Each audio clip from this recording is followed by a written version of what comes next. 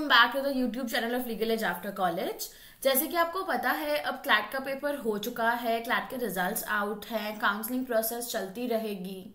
इसके अलावा भी क्लैट तो एक एग्जाम है जो आप अपने 5 ईयर कोर्स के बाद दे सकते हो to pursue LLM studies, but there are other an number of examinations जिसको आप एम कर सकते हो after writing and after completing your graduation.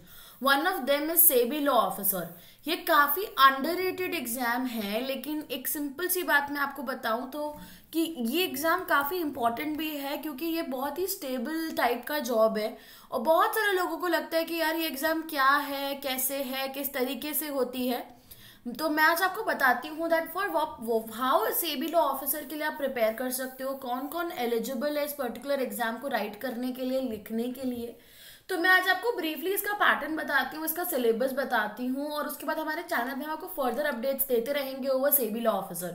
Last year भी ये जनवरी फेब में एग्जाम कंडक्ट हुआ था, इस बार भी पूरी उम्मीद है कि इसी ड्यूरेशन में ये एग्जाम कंडक्ट होगी, इसीलिए giving you update in heads up that what all SEBI law officer is all about. Basically इसका जो पेपर पैटर्न है वो 3 फेजेस में होता है। ये एग्जाम 3 फेजेस में लिखी जाती है। फेज 1 होता है प्रिलिमिनरी एग्जाम, जो कि आपका ऑब्जेक्टिव बेस्ड पेपर होता है। इसके सिलेबस में मैं आपको बताऊंगी आगे कैसे क्या आता है।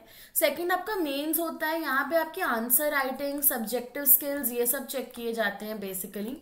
ठीक है, आपका क्या पैटर्न ऑफ आंसर राइटिंग है, किस बेसिस पे आप आंसर राइटिंग करते हो। यदि आप फेज 1 और फेज 2 को क्वालिफाई कर लेते हो एग्रीगेट के हिसाब से, तब आप एंटर करते हो फेज 3 में, that is the final stage of interview. It's a very stable job profile after your bachelor's and you can genuinely opt and prepare for this examination. Then let me give you a brief idea as to what all these phases are all about. सबसे पहले यदि मैं phase 1 की बात करूं तो phase 1 में 2 papers होते हैं, पेपर 1 और पेपर 2। पेपर 1 में आपके ऑल स्ट्रीम्स बेस्ड क्वेश्चन आते हैं, जनरल अवेयरनेस से रिलेटेड आएंगे, नॉर्मल टॉपिक्स पे रिलेटेड आएंगे, कुछ भी इकोनॉमिक न्यूज है उस पे आएगा। ये 100 मार्क्स का पेपर आपका आता है। This entire phase is objective वाला फेज। ठीक है, ऑब्जेक्टिव क्वेश्चंस आते हैं इस पर्टिकुलर फेज में। सो आपको 100 मार्क्स का पेपर आएगा। यहाँ पर 60 मिनट्स का टाइम होता है आपके पास पेपर 1 के लिए। देन यदि मैं लीगल ऑफिसर की बात करूं, सेबी में बहुत सारे स्ट्रीम्स के एग्जाम होते हैं, मैं यहाँ पे लीगल ऑफिसर की बात कर रही हूँ आपसे।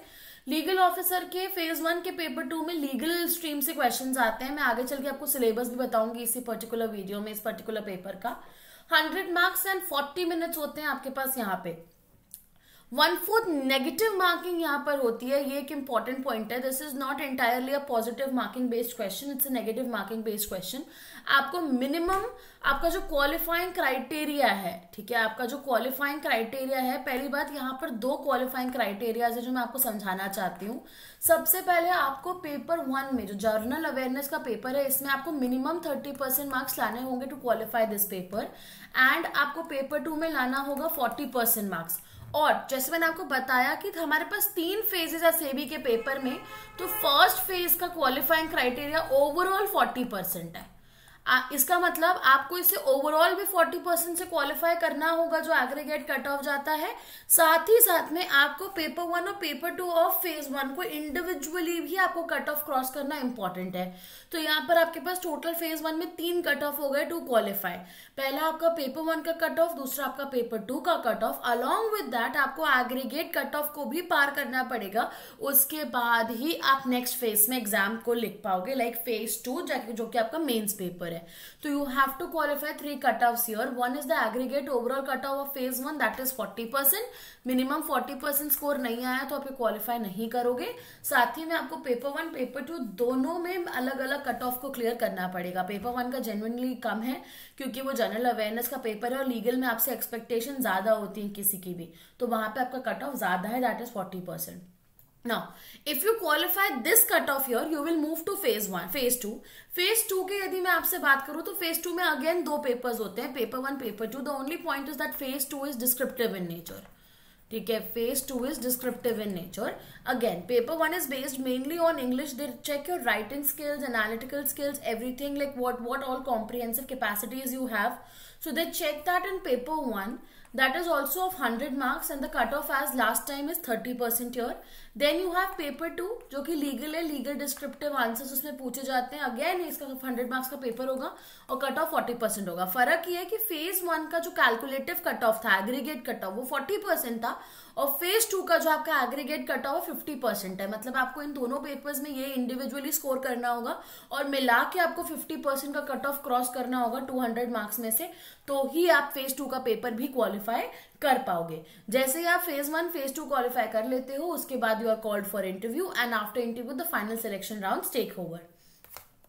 So this is the 3 phases description about SEBI law officer exam. Now let me discuss the syllabus in the legal stream. जैसे कि इंग्लिश वगैरह की बात करें, that has general topics, both phase 1 phase 2 के पेपर 1 आपके जनरल अवेयरनेस के papers होते हैं।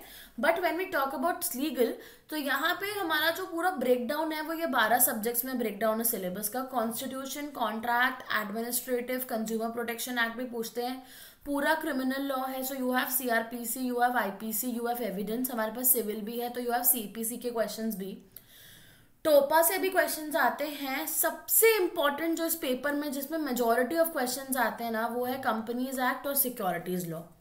कंपनीज और सिक्योरिटी, नेचुरली यार सेबी का पेपर है तो कंपनीज और सिक्योरिटी का तो मैक्सिमम मार्क्स और मैक्सिमम स्टेक यहाँ पर होना ही है, राइट। तो कंपनीज एक्ट और सिक्योरिटीज एक्ट के अंदर आपके मैक्सिमम मार्क्स आते हैं, आपके मैक्सिमम क्वेश्चंस यहाँ से पूछे जाते हैं। देन you have jurisprudence का paper also, you have some questions from jurisprudence also. So prima facie these are the 12 acts जहां से सेबी लॉ ऑफिसर के एग्जाम में डायरेक्ट क्वेश्चंस पूछे जाते हैं। ये आपका वो डायरेक्ट क्या बोलना चाहिए डोमेन है जहां से आपको डायरेक्टली क्वेश्चंस पूछे जाते हैं। सो these are the subjects, this is the paper pattern of SEBI law officer. So that's it for today's video everybody. I hope आपको ये वीडियो फ्रूटफुल लगे, आपको पता चले कि आप कहाँ कहाँ ऑप्ट कर सकते हो after LLM studies. CLAT results are out and we Legal Edge are shining again with our droppers here. So we are very happy to announce these all India ranks which we have secured through our regular batch. These all are regular batch students.